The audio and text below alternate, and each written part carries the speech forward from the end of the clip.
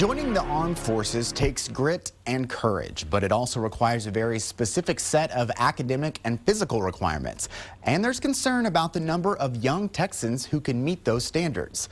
Wes Rappaport takes a closer look. I really liked to eat junk food, typical teenager stuff. Like most teenagers, Samantha Soliz tried to eat well and exercise, but fell back into typical patterns. Having to just be healthy was one of my struggles. Soliz grew up in her West Texas home watching war movies with her family. She says it was always her dream to serve in the Marine Corps. I wanted to help people who didn't even know that I was there helping them. But data shows nearly 3/4 of Texans between the ages of 17 and 24 cannot qualify for military service. Experts say that's because of 4 major factors: obesity, education, drug use, and crime. A state Senate panel will tackle the military readiness of Texas youth in a meeting this week. We want to be able to drill down into that, find out what the problems are, and is there a legislative fix? Republican Senator Donna Campbell says the charge from the lieutenant governor to dig deeper into this issue is a win-win. Anything we can do to strengthen that is a benefit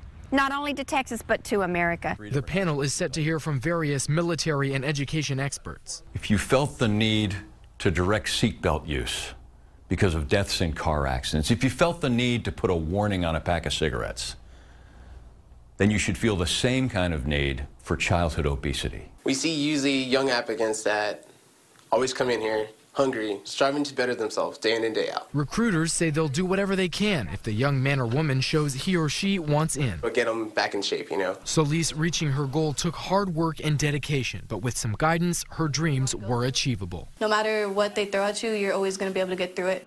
Wes Rappaport for State of Texas.